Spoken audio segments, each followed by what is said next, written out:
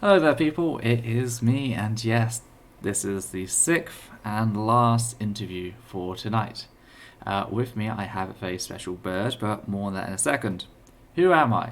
Well, I am Peter slash Ethel, the administrator and the founder and co-administrator of EssenceOfThought. I hadn't messed it up once tonight, but now I have.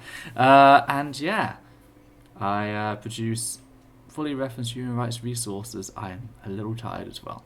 Why are we all here? Well, as you can see, there's this glowy thing above us. That is a legal fund. And what was that legal fund for? Well, in the world we live in, there are many transphobic bigots, and those bigots, one in particular, wants to help to torture children. The thing is, they don't like to be called out on that, and when you do report on the matter, they threaten you with defamation lawsuit, which is where that comes in. That is a legal defense fund so that we can make our case if things go to court, because the person involved, Graham Linehan, has threatened various other people, and one of those people, a large publisher, Pink News, has removed their article, so we don't know if they received notification to take it down or if they did it preemptively, so it's all a bit up in the air. What happens if we don't end up using the money to fight Graham Linehan's slap suit? It goes into a public fund where any future slap suits, it can be used towards that. So yes, no matter what, the money's there. Okay, I think that's everything. So with me to this hour, I have Levi. Now, Levi, would you like to introduce yourself? Hello, everyone. I'm Levi. I pretend to be a bird on the internet for reasons I cannot remember. I'd plug my stuff, but honestly, my most noteworthy thing I think is being associated with Ethel. I have a Twitter linked in the description, and you can find my YouTube channel through that as well. Neither of them are very good, though. The bird's I, lying to I've you. I've been trying to build my YouTube channel, but every time I go to make a video, something like some transphobic shit comes up. First, it was the Woodford controversy. I was like, okay, now that's done. I'm gonna actually make other things, and then ContraPoints happened, and then Pig Puncher happened, and then this happened, and I'm tired in between because I don't have much energy. So my channel right now, I just rebranded. I was just working on building up the rebrand, and it's got nothing because I haven't had time I'm really because there's just sorry. all this transphobia. Really sorry. Uh, I've come to dominate your life, it seems. yeah, basically, You worship me now. Like basically, Woodford yeah. and everyone else is right. I've started a cult, and you. I am the one member in your cult. Yeah. Um, the last stream, people were talking about identifying as genders. I just want to say right now, my gender, like we've been doing pronouns. Usually, my pronouns are he, him, which you can use if you feel. I don't really care. Right now, my gender is someone who isn't tired. I've been up for about 29 hours straight because I could not sleep after the D&D stream. It was So I was that awake. good. It was that Yeah, good. I was meant to wake up at 1, then I slept through my alarm for half an hour, woke up at 1:30 for the D&D stream, waited around for like an hour for everyone to get ready, uh, and then went through the D&D stream for 6 hours, couldn't sleep, and it is currently 6 a.m. the next day, so do the maths. Really Anyway, sorry. done. You didn't have to stay up all this time. It was like I just Yes, I like did. why? It's the rules in the cult. Anyway, I'm done Uh, complaining now. We're talking about masculinity, apparently. yes, well, Um, gender presentation in general, but yeah, it was masculinity meant to is be about toxic masculinity, and then that. I like offhandedly said a thing in a stream that I regret, and now it's about gender presentation, so that's fun. Yeah. I'm gonna lay bare all of my deepest darkest secrets for you, internet. Are you entertained? Are you sufficiently entertained? Um. um so Yes. Where shall we start? you're meant to be interviewing me, but Oh, okay. okay. I thought the conversation we had before the stream was, I will Yeah, lead you. I offered I to am the I offered to do bard. your job for you, but I'm Um, gonna shame you for it. so one of the things I guess some people might be like unsure about is the word neurodivergent. I mean, it is a word Right, that's yeah. might be That good actually I to was going actually to define. start there and I forgot, so it's a good thing you reminded me. Neurodivergent is a very broad term. Very broad. It means a lot of things. In my case, I'm mostly focusing on autistic. If you don't know, I am autistic. And I was diagnosed at 2 years old. So it's just always something I've known, always something I've grown up with, always something everyone else has known about. And it's affected my life and the way people interact with me. And it's all very complicated. I don't have the time or the brain cells to go through it right now. My brain is full of worms. But basically, I think the main way that autism has impacted my perception of masculinity and gender presentation is in that I just don't really notice things. Like, if you go back to about 5 years ago, for example, there were those shoes, the Vans. They were really popular. Everyone loved them, and everyone was wearing a pair. Now I didn't because my feet suck, and I just couldn't. I wouldn't be able to do it. It would hurt my feet a lot. But even then, I didn't care. Like I didn't really notice. Even with people constantly talking about Vans, I didn't even notice it was a thing. That's how oblivious I am. And like in school, I don't know what it's like in your country, but in Australia we have school uniforms, and usually the uniform shirt would just be a polo with 3 buttons, and I'd button up all the buttons. And it's literally not until the last 2 years I realized why you're not meant to do that. So all through school, did all 3 buttons, and I didn't realize that people had a problem with that, and I did not understand why people had a problem with that. So I was like very oblivious to fashion, very oblivious to like the gender norms and stuff. I just really didn't pick up on it. I found toxic masculinity and gender norms and stuff as stuff that happened like around me, and people tried to do that to me, but I didn't really notice. Like pre-transition, people gave me a hard time about not shaving my legs because, you know, girls are meant to shave their legs. Gave me a hard time about not wearing a bra because girls are meant to wear bras. I even when people were saying it to my face, like pestering me about it in my face, I just never noticed. I never cared. It just never occurred to me. I was just like, you people are weird, leave me alone. So it just never really occurred to me. And then these days, you know, toxic masculinity, gender presentation, etc., it's not really a factor for me because my friends, the sort of people who just don't care. Like my friends, you know, very left-leaning, feminist, AFAB sort of people. You know, they're just it's just not a thing. There's no push to be masculine around my friend group. Most of them aren't masculine, and none of them care. So it's just not really been a pressure for me, which I guess there's not really much to talk about in that respect. You know, it's just No, yeah, it's just not really come up.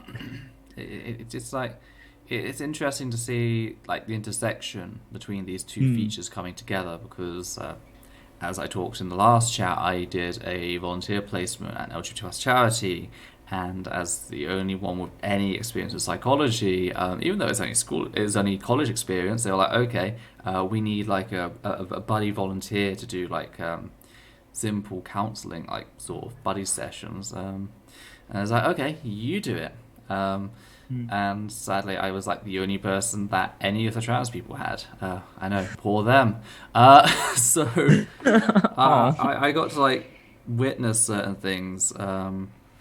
And one of the things I noticed with quite a few trans men who were using our service, which is an atypical sample because they're coming to the service, a lot of them were having like really hard time like grasping with their masculinity, especially in today's day and age where like masculinity and toxic masculinity are being like torn apart. You know, that's what feminism is like doing. It's separating toxic masculinity, which harms everyone like involved in society. That they're trying to remove that toxicity.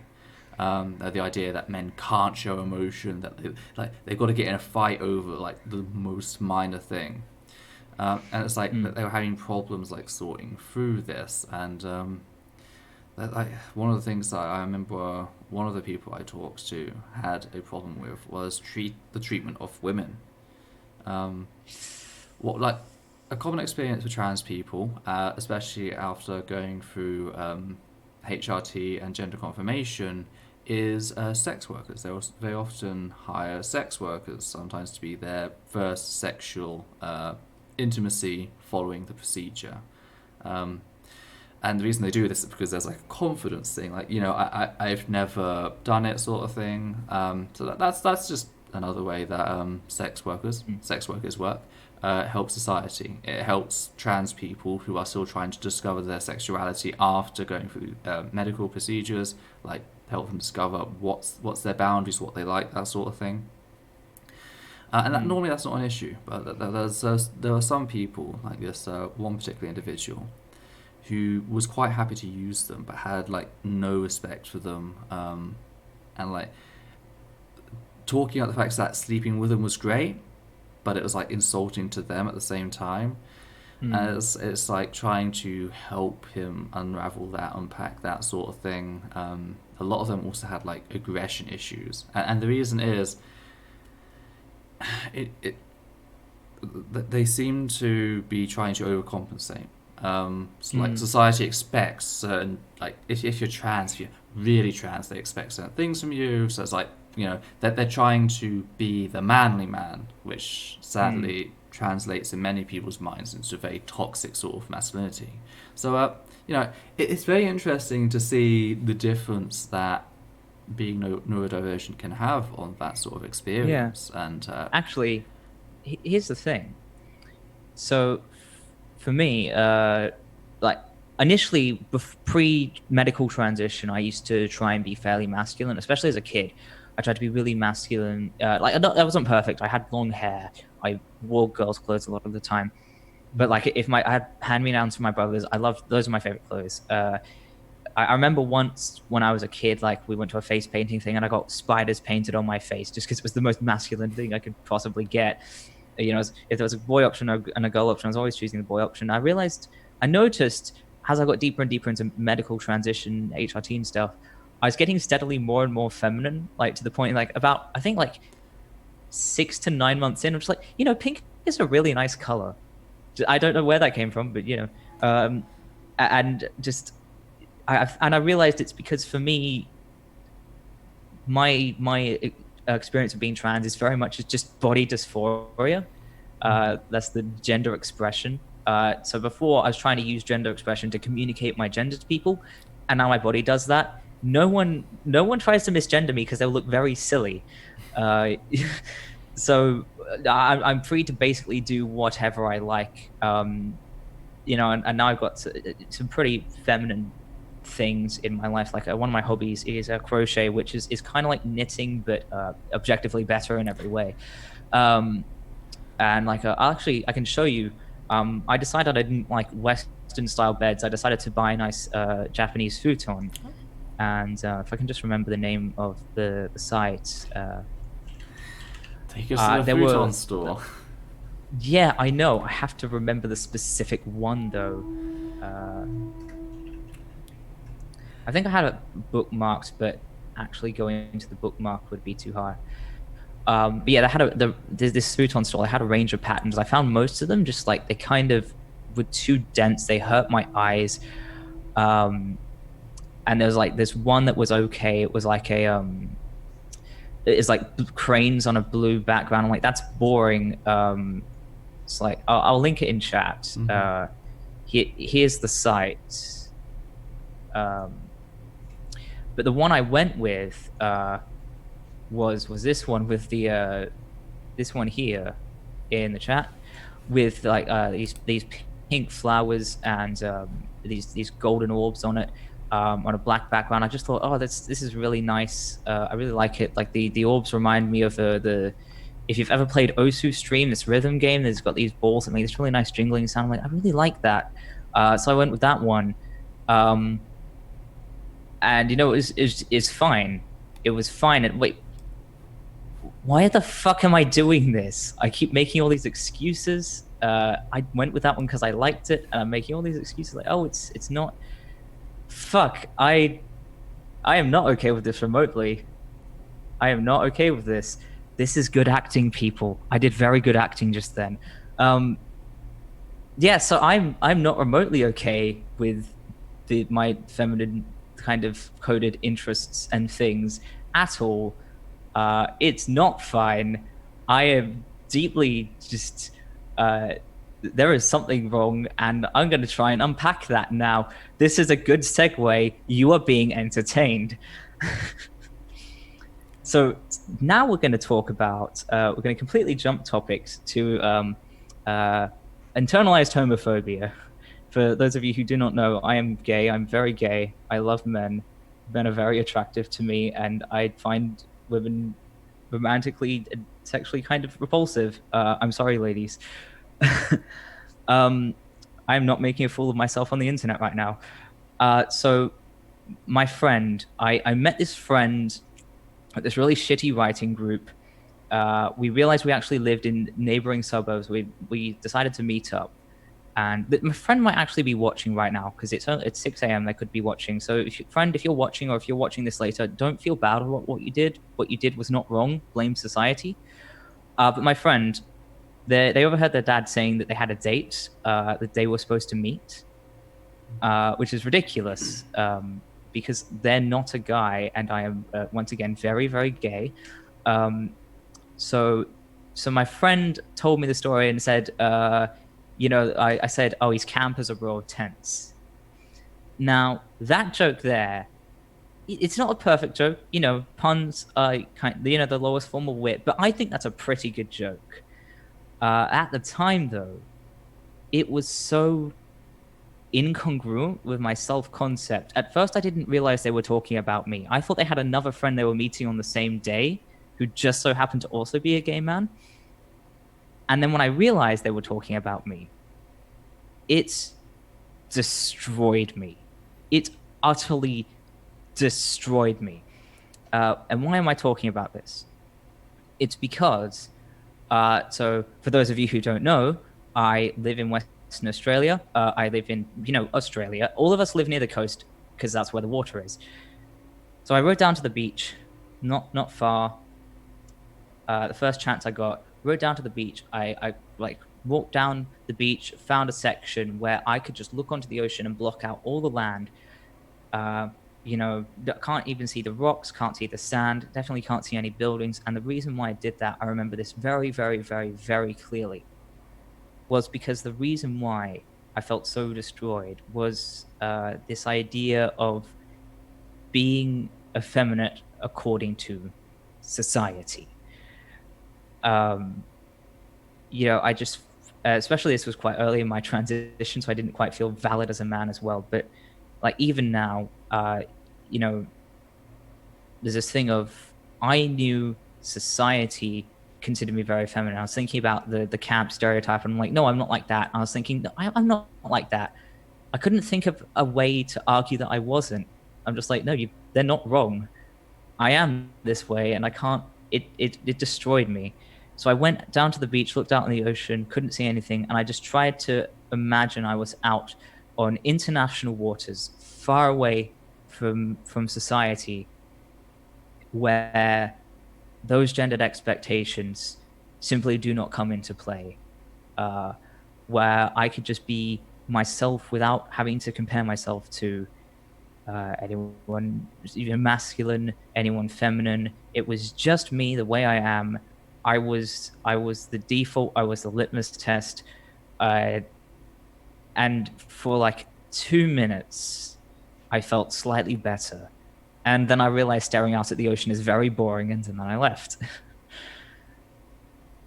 And when I remembered that, and I realized that there is a huge, huge, huge connection.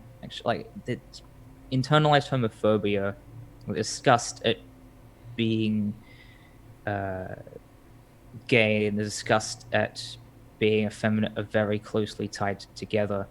And they're kind of the factor of toxic masculinity. We have this idea that men who do things that society considers feminine are absolutely disgusting. Men who are gay are disgusting. Men who are gay are disgusting because they're the way society considers to be feminine. And that disgust is very, very pervasive to the point where, like, there are things I think in an alternate reality where these things aren't feminine coded, I'd probably enjoy them, but I can't because the disgust is so deep that even when I'm on my own, I just still feel uncomfortable. It's just weaved into me. It's wormed into my brain like a parasite. It's just stuck there, and I can't get it out. And I can't really think of much else to say for now. So do you have anything to weigh in with? That's that's very heavy, and thank you for sharing I that. do not do things by halves. That must have taken a lot of strength to share. Not really.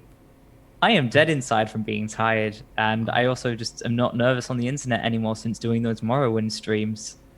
I give no fucks. The bird does not care. Okay.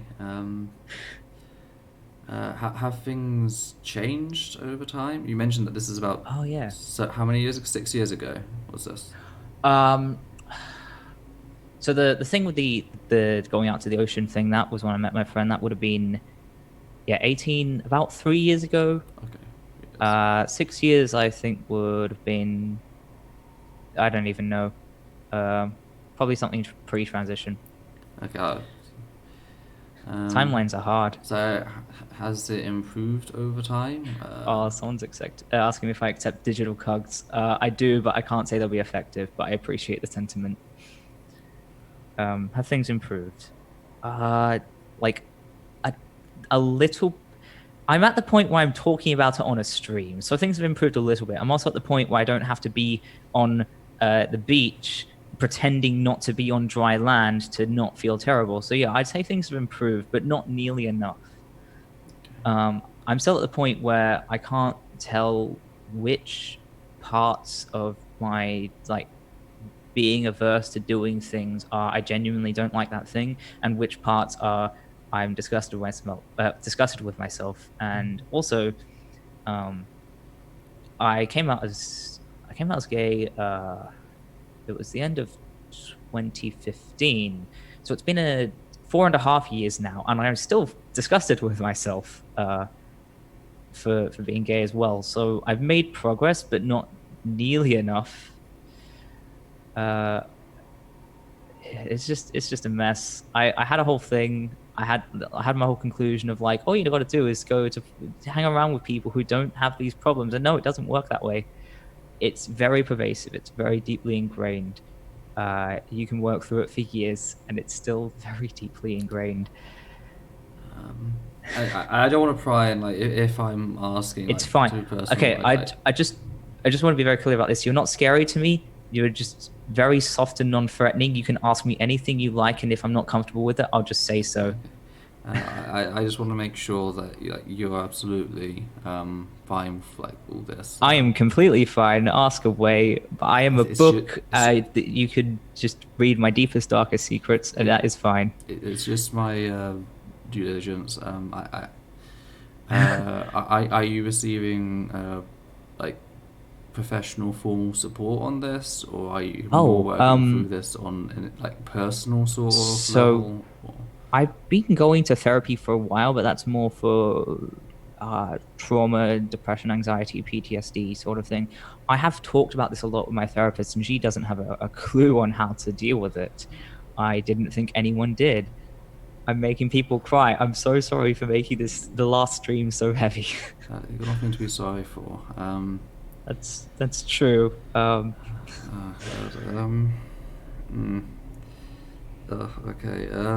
If you know people who know how this works, then I would love it if you would send me links at some point in our Twitter DM or something. That's the thing. That would be good. It's exactly as complicated as I thought. Yeah. Again, they just sort of threw me into that sort of situation when I was volunteering at the LGBT charity. I had no experience with it. I just had to kind of make do with what I did know. I'm trying to think. We can look into trying to find some resources for you. I'm okay. Things are not as bad as they sound. It's not good to live with a deep sense of disgust with yourself, but it was so deep I didn't even realize it was a thing until I started thinking about this interview 2 days ago. It's more like a week I'm really ago, sorry. Like No, this is good. I need to work through it. for those that don't know, because of course I had my experience from the charity that I mentioned. I approached Levi and said, "Hey, do you fancy talking about this and giving your perspective on it?" Because that's the thing. I've mentioned it, but I don't feel like See, credited what enough happened was, to, yeah. I was doing a stream, and you mentioned, I was like, oh, I'd volunteer for an interview, but I don't have anything to talk about. And you said, oh, I'm interested in talking about toxic masculinity. I'm like, yeah, okay, I can do that. And then like a few days later on the stream, I just blurted out, oh, like sometimes I'm interested in these things, but I feel like I can't because expectations. And then Ethel was like, okay, let's talk about that. I'm like, yeah, cool, that's fine. And I thought about it, and I'm just like, oh shit, I have all this stuff to unpack that I didn't know was even a problem. Like, like you mentioned some of the stuff you can talk about tonight. I didn't quite realize that it was still pervasive. Yeah, me neither. This is a journey of discovery for me too. And I want to talk to anyone out there as well who might be listening and might be affected by some of what they hear.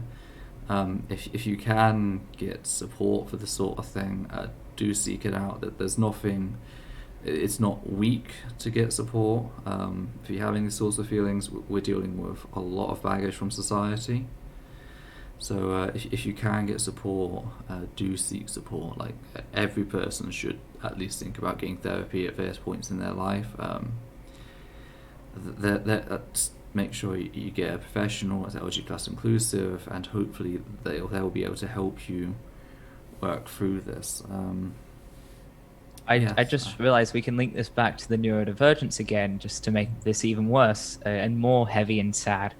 I realized this kind of like deep sense of discomfort, even on my own, is a thing I experienced a lot with autism, because I like grew up in a very subtly ableist, like subtly anti-autistic environment. Like it's very little things. Like I was always taught as a kid, you're not autistic, you're someone with autism. And like that's obviously ridiculous. I don't say I'm someone with gay. I'm not someone who has trans. So why would I be someone with autism? I am autistic. It's just how my brain is.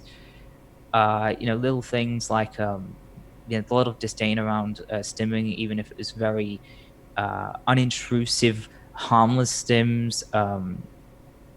I'd get told off for talking to myself, even though that's a thing that everyone does all the time. It's at the point where even if I'm on my own, the house is completely empty, I can't talk to myself. I feel really bad.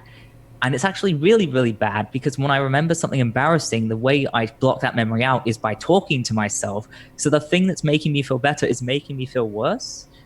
And there's one more. Oh yeah, I remember once I asked my mom, "Oh, do you know where this book is? The mysterious case of the dog in the nighttime. It has like an autistic character. I wanted to read it again, because as much as I'm very different from that character, I relate in a lot of ways as well." And she said, "Oh, you're not like that though. You're better than that." So very subtly toxic environment, and I feel like the same sense of disgust. It's the same sense of disgust that I learned, in terms of femininity and femininity, whatever you want to call it, being gay, and that. What I found particularly interesting is the disgust around being autistic.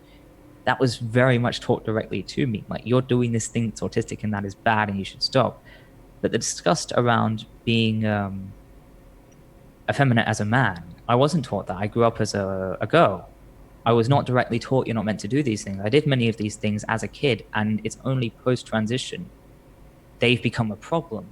And it just shows how incredibly pervasive these attitudes are in society, how you don't need to be like looking for them. You don't need to have them taught. You just pick them up. You pick them up just from hearing about them, just in the background, and they burrow so deep inside. Even when you're aware of them, you're just stuck. It actually brings me back. I'll see if I can. I don't know if I can post images. Unfortunately, I don't think I would be able to, because there's a picture I drew. There's a picture I drew at one point these feelings I've made me very angsty over the years. I've also written some bad poetry as well, but this one picture I drew of like a pink worm just like grasping on to like an organ, and that's how I imagined that's mostly the homophobic self-hatred, but it also applies to all the other kinds. Just like a parasite that's just clamped on, and it's nothing you can do about it. I'm not sure where I was going with this. I guess it's just very, very bad. Yeah. Part of me is like sorry that like bringing up the topic sort of like brought all this together. I'm fine. I'm actually fine. I don't know how. I'm a lot more awake now. That's good. Before I felt like I was dying. But you know, at least part of me is like now that it's in the open, you know, hopefully it can help someone, and hopefully if I ever get like famous and hated enough to be harassed online, then they can find this stream and have all sorts of colorful things to shame me for. Hopefully, more than anything, you get all the support that you need, and like coming to terms with both this ableist, internalized ableism and internalized homophobia, because like based on the chat, everyone is being really nice. Thank you so much, everyone. I know this sounds heavy. I actually do feel fine, but I do really appreciate the support. That does make me feel a bit better. I've been talking about this since the D&D stream. Growing up, no one liked me. So having people suddenly be nice to me, it means a lot. That's the thing. Like, not just the queer communities, but like neurotypical communities, neurodivergent communities as well. We become just people who aren't jerks, honestly. We become very good at like finding families where there aren't none and supporting each other. Not all the time, but they're like it's one of the things that we have to do. And you're an amazing person. You're a worthwhile person. Oh, thank you. I know I give you hell all the time. Oh, but I give you hell back. If I didn't care, I would have just blocked you. I'm aware of that. I know the reason why you give me hell is because we're close enough that I know not to take it personally. I think I was just explaining that to Glade a few minutes ago. Is like, more like a few hours ago. It's like the reason we're so mean to each other is because we know the other person won't take it personally. Mm-hmm. And if one of us does step over the boundaries, the other one's going to be comfortable enough to like say, actually, that's not. Don't do that. Yeah. We already did that once. You look at what happened when the power cut occurred. Who I came like talking to straight away, like on my phone. There's a power cut. And that's why I was awake for all the streams. That's why because you're my family now. I have adopted you. You're part of my family. The only way you can make me leave is to ask me to leave. Or exorcism. Or trial by combat. Yeah, or exorcism. Trial by combat. And if you don't do that, then you're just stuck with me forever. I'm going to slowly kill myself trying to do more of these charity fundraisers. We're not doing more of these charity fundraisers. We're finishing tonight, and we might continue. I might do the Morrowind again. Probably not every day, but I could try. I'm still thinking of trying to find people I can get and ask them for exposure. Because we still have so much goal to fill. If you want to make me feel better about all the shit I just talked about, then give us money. That would be great. That would actually help me a lot. Okay. I've suffered so much to help with this. So much. Levi, now you're just making me feel absolute arsehole. I didn't expect you to stay up. Like I thought we were all going to sleep, and like I tried to go to sleep, and then my brain wouldn't let me. So I just stayed up, and I drank coffee, and I also ate coffee because I heard that's a thing you can do. It wasn't pleasant, but it was quick. Oh God, no. I just. How about this? One day you can visit me, and that I'll take that as repayment for this 30-hour nightmares. I'll turn up to the ash heap, which is Australia. I'm actually not in the fire zone. I'm someone affected by the fires. The sky has been blue here. Subtitles. Yet. We don't we have this. fires down south. They never come this far. I'm like this one tiny zone where there's no fire, so no ash here. It's all fine. We get fires in like Norway, so it's like how do you not get it down there? I don't know. I don't know. I'm just in this magic spot where there's no natural disasters. There's no fires. There's no earthquakes. There's no tsunamis. There's no cyclones. Okay, so nothing. What's wrong with this place exactly? This is Australia we're talking about. There's got to be something wrong with it. There's nothing here. That's what's wrong with it. Yeah, definitely. There's nothing here. It's very deserted, and it also gets hot sometimes. Ever since going on, something they don't tell you about tea, or maybe it's a problem with me, but since going on tea for a while, and also since being able to not wear shirts, I found I can't wear shirts for like half the year because it's just too hot for me. I'm not wearing a shirt right now. It's too hot. And yes, another reason I don't go on camera is because I wouldn't like. My top surgery was really good, guys. It was really good. Just one look at my beautiful chest, and you'd all just uncontrollable lust on all sides, and we can't have that. The bird likes strutting. But yes. Oh wow, we got no dislikes. That's amazing. Yeah. Where to take things from here? Yeah, we still got 20 minutes. You have. I can see if there's any more sad stories from my past. So you don't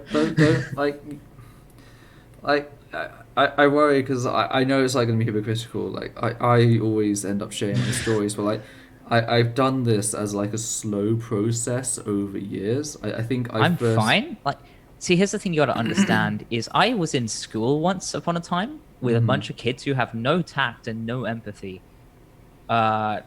People constantly asking me to like share really hard stories. The only stories I have trouble with now are stories around CSA, and even that, which, if you don't know, is short for childhood sexual abuse, because my life is terrible. And even then, I was once forced to share that story to someone I didn't even know because the school was trying to be helpful and they sucked. So like I just have no limits. I have no boundaries. You say that, and you'd like step in at some point and like say that you do need to like care for yourself to some degree. I know. Right? I genuinely don't feel bad. Yeah. I promise. I'm not trying to be strong or anything. I feel fine. We've received a $5 super chat from Rick Nelson. Yes, talking about coffee equals super chat time. Coffee is my happy place. More. Coffee is not nice when you eat it. Just raw coffee grains. Coffee is not coffee nice. grounds. Coffee isn't nice to begin with, especially because I didn't put milk in it because I knew I'd be streaming. Doesn't matter what you do. I'm very silly. I just ate half a teaspoon of coffee grounds because I'm like, I don't have time to make a proper coffee and drink it. I made a lot of bad decisions tonight. The only time I've enjoyed coffee was at an Indian wedding, and that was like heavy condensed cream coffee. That was the one that I got tricked into attending and had to stay like till 4 a.m. because turns out I wasn't just there as for like a friend to take some photos like before the wedding. I was there as part of the groom's party.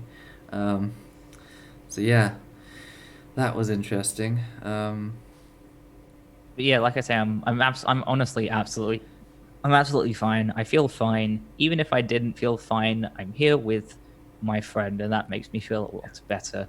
So it's the thing, like, you're also incredibly tired, which is the same as being incredibly drunk. And there's a part of me that is like concerned. Well, you think it's unethical or something? Because I did think about all this before. Yeah, I am thinking it, not just from the ethics, but just like from a friend's standpoint of like, if you wake up tomorrow, and if you do wake up tomorrow and you need the stream purged, do let me know and I will purge the stream. Like, I promise it's gonna be fine. I did think about this. I just You say that, I but promise if I want the stream purged, I'll ask you to purge it.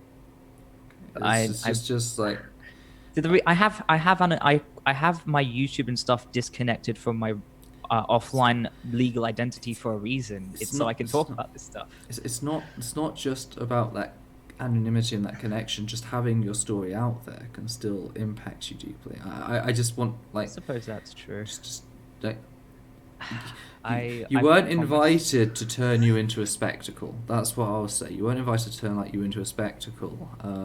So I just want you to like take care for number one, first and foremost. Like we did already discuss this. Like I really do want to talk about this for my own sake. I don't want to keep it bottled up. When I was overcoming the internalized homophobia to begin with, a huge part of that for me was I really had to force myself to be open about being gay, even when it made me really uncomfortable, even when I didn't want to. Like it's really hard for me to even admit to being gay, even to my closest friends. I had to force myself to just do that. Even now, it's kind of hard to say it just on the stream, just like not a huge amount, like just a little bit hard to say that I'm gay.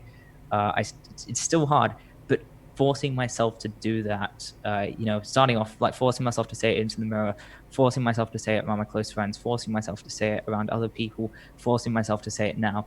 I have to do that because the alternative is to just keep things the way they are and be really disgusted with myself all the time. And I don't want to do that. I really don't. So I am here for you to listen. But yeah, I wanted to get that clear. So whatever you need to share, share away. We are here for you. You have the mic. I'm trying to think of things. I'm sorry, I've blanked you. Yeah, just a bit blanked. Oh, my earbud fell off my shoulder. Yeah, just trying to think what we were discussing before I had to like step in. You were about to share something more.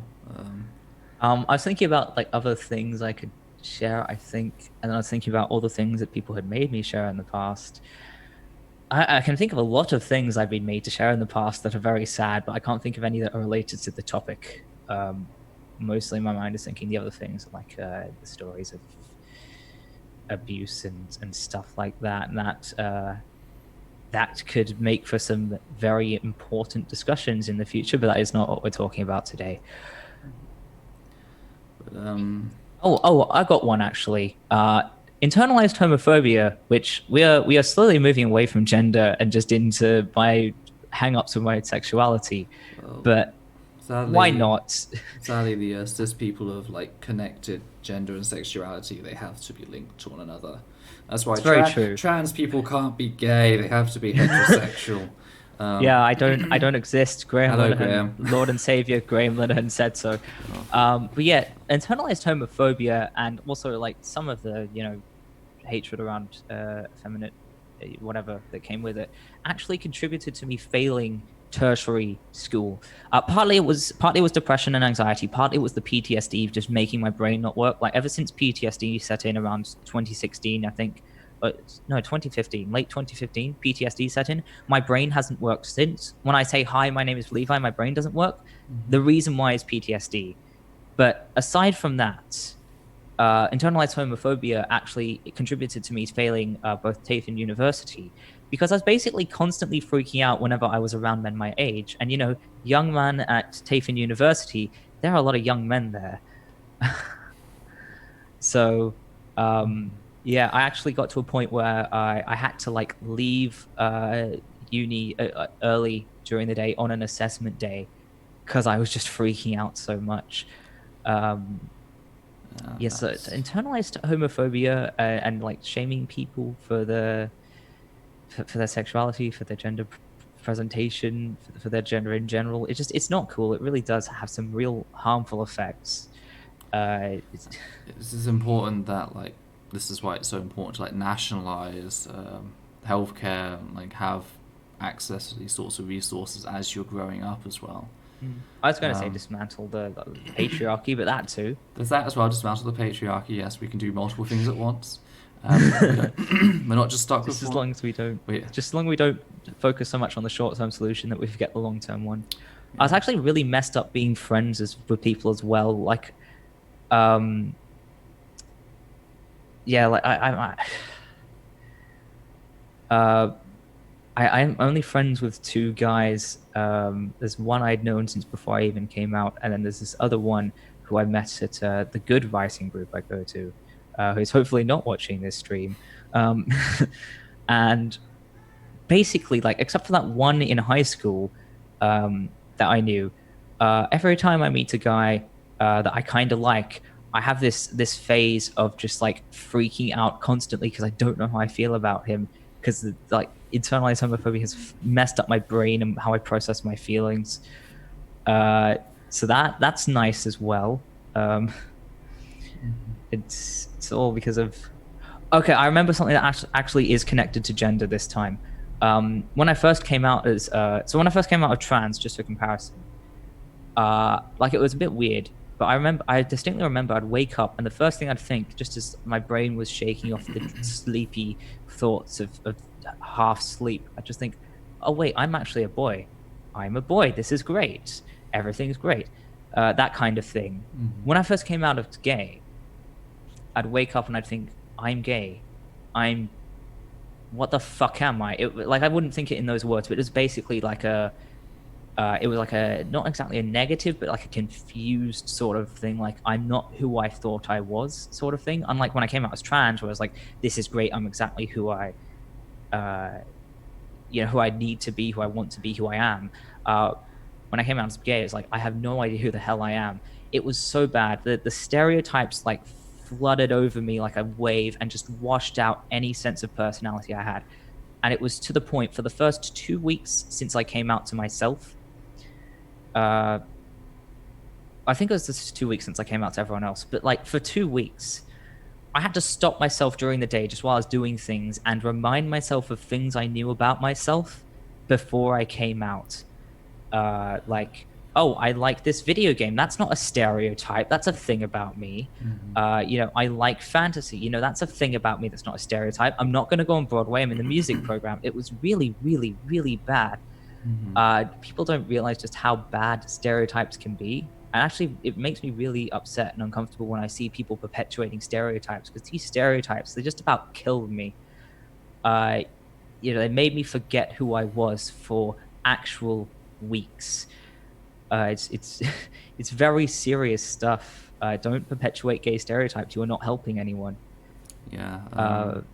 Like so many people, of course, will claim that it's just a joke these days. Yeah, it's Gay people really have not. acceptance, and it's like you have no idea about the harm. And what's worse is when people do kind of conform to the stereotypes. Like logically, I don't have a problem with them, but there's like I feel kind of like a hatred and disgust towards them. I've got friends who keep telling me to watch Queer Eye, and I have to keep saying to them, I can't. It's not good for my health. It's someone is relating to what I'm saying. I'm so sorry. I'm so sorry, Wellington Smith. But I have to say to them, I can't watch it. It's not good for my health. It's going to make me hate myself. I'm going to hate them. It's just I can't do it. The people who do conform to the stereotypes, just because of how everything is set up, like they reinforce my own sense of disgust. They make me feel disgusted towards them. It's really, really bad. It's just, I don't know what to conclude with here. Everything is terrible. Destroy the patriarchy. Yeah. And like another thing is like the trans cabal is accused of like propagating these stereotypes and upholding them. And Oh yeah.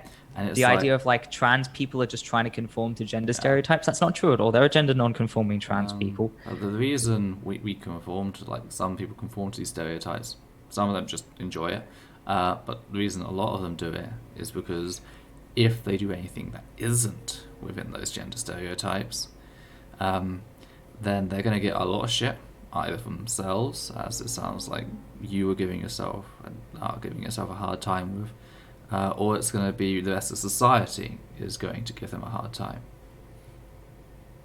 So Why not both? Both Or sounds both. good. There's always both. It's always both. Oh, but yeah, I'm tempted to make like a bi joke, but I don't want to drag bi people through the mud. oh God. do I I'm want not. to I'm. do I want to open that box and oh man. Open all the boxes. If you've got some concern, just let it rest. Just let it rest.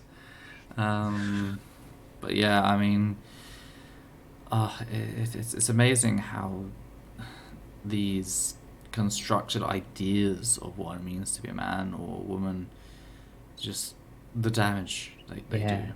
Even to And people. it's so subtle as well. It's so subtle. You don't even notice it until you Yeah. start actually unpacking it. And then you're like, oh shit, this has been here this whole time. It's like suddenly realizing there's like an angry wolf in your living room. You're just like, when did that get here? Mm-hmm. It's trying to think about the term. It's sort of Pervasive? not pervasive. It's kind of like a cultural hegemony. Insidious? It's just this like fundamental designed machine that's just like sucking onto the back of your neck, and you don't know it's there until you know it's there. It's something you can't stop looking at it. Sounds like the Beatles from that one episode of Doctor Who. That's Doctor Who. Yeah, it's a very common thing like you see all the time. But yeah, it's just. It really does annoy me, and like why we continue to propagate this, why we continue to gender our children like color wise on the basis of their genitals, and it's not even it's not even that old of a thing. Like people say, oh, it's traditionally this was men, this was women. It's like with the clothing, it's actually a very recent thing. With employment, it's a bit further back sort of thing. You go back to the farm, like prior to the industrial era, and sure there was some distinction still, but like farm work was farm work. You just got on with it, sort of thing. Yeah. So yeah, it's just like we need to tear it down at whatever cost. That seems to be the way. Tear it down, burn it down, everyone. Burn it all Kill down. it with fire. So many things. It's just, yeah. And again, I'm sorry that you've like had to go through these experiences, and it's just. I'm sorry you're being threatened by Graham Linehan. The Graham Linehan thing know. is the lesser of the two. I can very easily say that. It's stressful, but it's not. It's not to the level of self-loathing, because I've not experienced exactly what you've experienced, but I have had self-loathing before. I have had times when like I just hate everything about me, and I just want to, go at my skin sort of thing and just peel it away. So I've seen dark places, and like I would not wish that upon my worst enemy. Not even Graham. Not even Graham. Are you sure? I'm a benevolent god. But yeah. So yeah. Thank you for talking about it. You've done really well. Thank you for letting me talk about it. I feel better after sharing all of this. Is it cathartic? Is that the word I'm thinking of? My brain is drawing a blank. I wouldn't say cathartic. I'd say liberating. Okay. Yeah, my brain's just drawing blanks now. It's like earlier. What did I say? I meant to say introduce, and I said present yourself. Yeah. It's almost like we're very tired because we've been up for a long time. So yes, I think it's probably we are 59 minutes 40 seconds in. I think it's not even 7 yet. Got another 6 minutes. Oh yeah, because we had the extra several 5 minutes. I'm determined to come up with something else to talk about. Don't like rummage around. I mean, if people like, I don't know, want to ask any questions in the chat, and we'll see what they ask. That's a good idea. Here's a centrist joke. Someone said, some people say certain people should have no rights, and other people say they should have equal rights. Both equal extreme positions. let's be moderate and be halfway in between. Yeah, I've heard that one about genocide before. It's like they say, eating a whole bar of soap would be crazy, so let's eat half a bar of soap instead. The one I always hear is about the genocide. This person wants to kill all of this demographic. This person wants to kill none of that demographic. So Well, let's the just kill compromise is let's just kill half. Yours is much darker. I think mine is funnier. But you have you DM'd for people in like D&D? Because that is I how have they not reach. DM'd. That is how they reach a solution. That is how my players like solve things. Okay, You need want better this, you players, want that, by which I let's do mean me. Yeah. Just a reminder, I am the best bard in the world. Okay. That's my title now. I should put that in my Twitter bio. But, I played actual instruments. I'm proud of that. it is I don't very even well. play ukulele. Yeah. And people really enjoyed it, and they enjoyed your ballad at the end, your song. Yeah. your rap. That only took me an hour to write. It was very good. That's actually very good. I write poetry in my spare time. Most of it is bad. There is no bad poetry. Oh yes, there is. Wow. There is. I should show you some of my old stuff, and then you'll be like, okay, maybe there is some. 1 second. I mean, I don't think it can be any worse than Paula Nancy Millstone Jennings. You know, it can't This be is any French worse to than me. It's just she wrote the poem that is still considered to be the worst in the galaxy. Okay, the worst poem in the galaxy is Peanut Butter, and you cannot change my mind. I'm so tempted to link it in chat, but at the same time, I don't want to promote hate against someone just for writing a bad poem. Oh, I don't want to be like Rachel Oates, because Rachel Oates is a piece of shit. The bird has opinions. Yeah, Sue I me. don't like the girl who harassed me for like telling her that maybe should be nicer to people. And that I was wrong. How dare you tell Rachel Oates that I was wrong on something? You quite clearly like a paid for plant by me to tell her that I was wrong on something. Yeah, I was sent to tell her that you cannot disagree with EOT or anything. Not But one here's where single they're thing. wrong. Not even the thing where I disagreed with them and said they were wrong. Oh, that was That was great. She's really not good at this, is she? The last 2 minutes just gonna be roasting her, which I'm okay with because I'm still mad at her for fucking publicly like it's a shitty thing to do. It's like also pretending. and then lying about it. Yeah, Oh, pretending I'm just like- asking for advice, which is why I'm sending both the email and the reply at the same time. Mhm. That's how you ask for how to write a response, right? Is you send the response to ask how to write the response you already wrote. Yeah. That wasn't she's not fucking asking for like advice. She's quite clearly No. looking to strut. She's looking to strut. She was looking Yeah. to assert her dominance over you. I think she was also looking to like smear me as well. That was a big part of it. I guess so, because if you came out like by then we had no connections with each other. Well, back then. Back then. So Yeah. give me a little break. I'm tired. No, I am more tired than you and still better at the words. You will roast.